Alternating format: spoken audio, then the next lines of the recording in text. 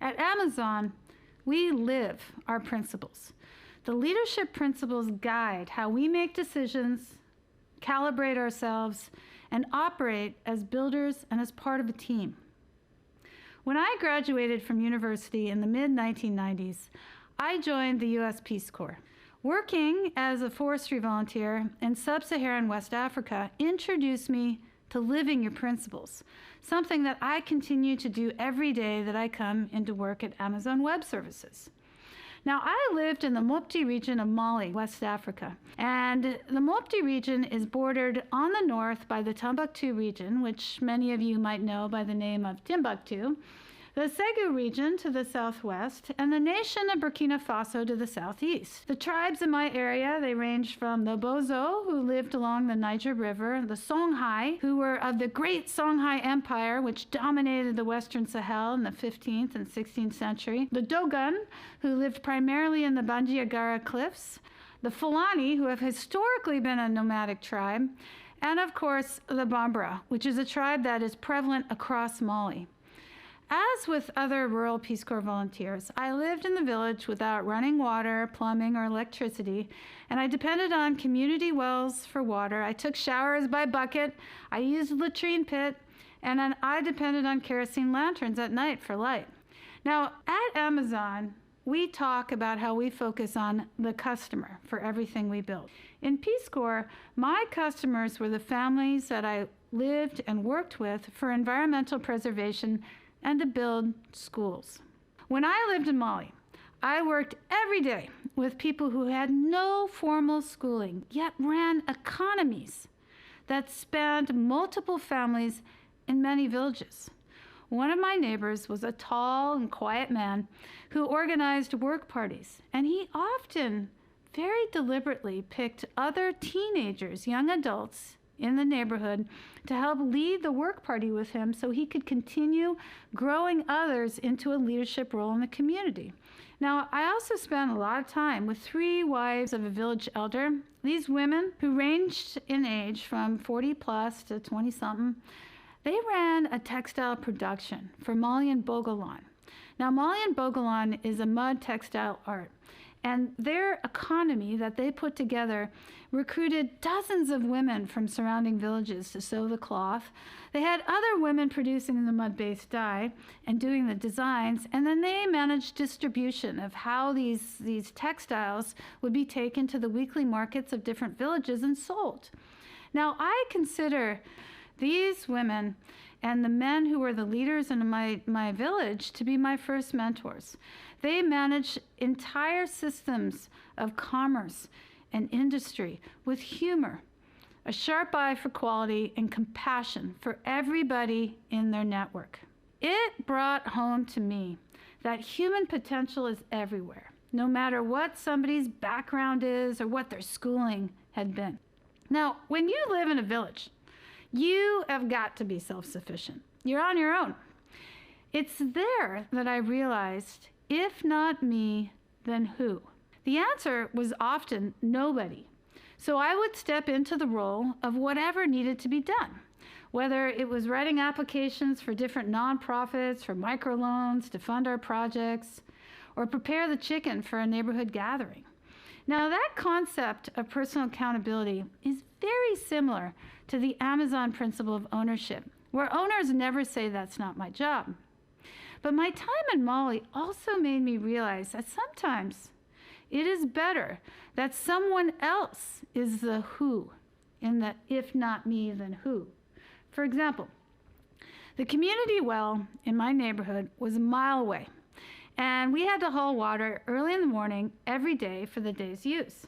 Now, there was a woman that I was close friends with in my neighborhood who pointed out to me that if I had paid in cash for one of the neighborhood kids to haul the water, I would be bringing that family money in a subsistence-oriented farming economy where not a lot of people had cash. In this case, if it wasn't me, it was one of the kids in neighboring families, and that was a better answer. As a leader of organizations, I still ask myself that question. If not me, then who?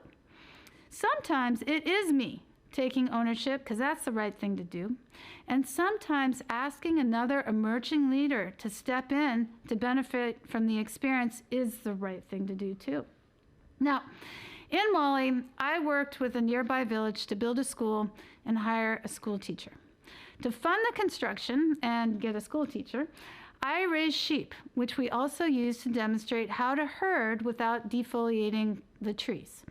We sold the sheep during the Ramadan holiday to fund stages of construction for the school, and we kept some of the sheep to keep going with our flock. Now, every day, I tried to learn whatever I could to be more effective in contributing to my community, my customers. I suspected that some of the time I was probably a little bit more in the way than actually helpful at times.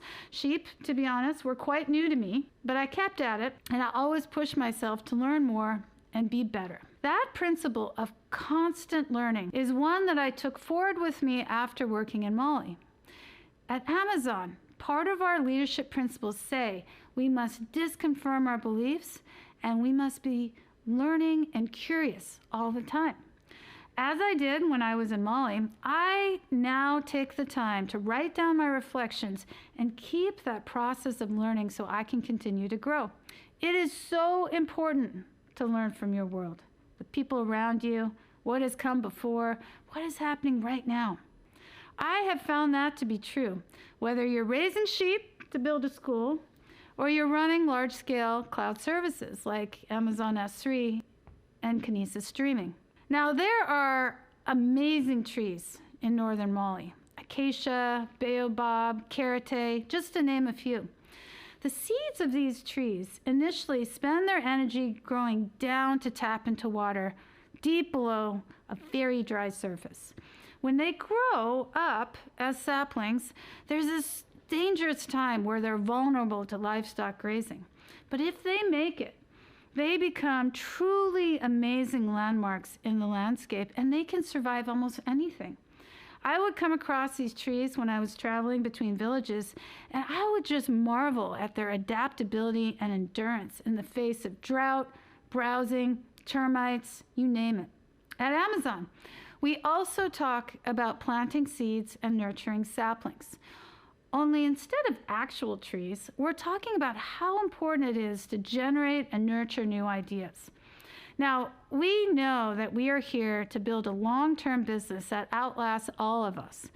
And that means seeding different ideas and nurturing them through difficult periods where they might be misunderstood. Plant the seeds and nurture saplings. Both are necessary to build the landscape that you want.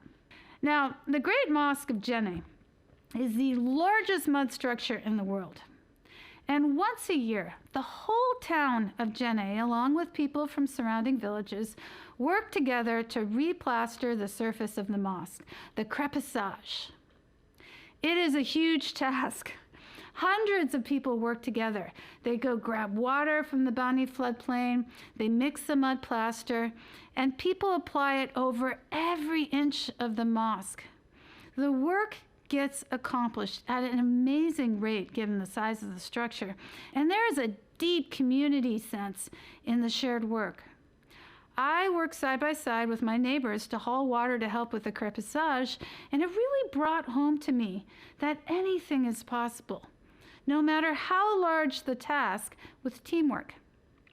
I apply that same thinking to how I live and work today.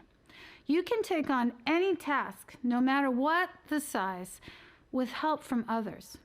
At Amazon Web Services, we think big about the services that we build, and then we put in place the execution with teamwork and mechanisms to make it happen. Anything is possible with teamwork, whether you are plastering the largest mud mosque in the world or you're building the best cloud services on the planet.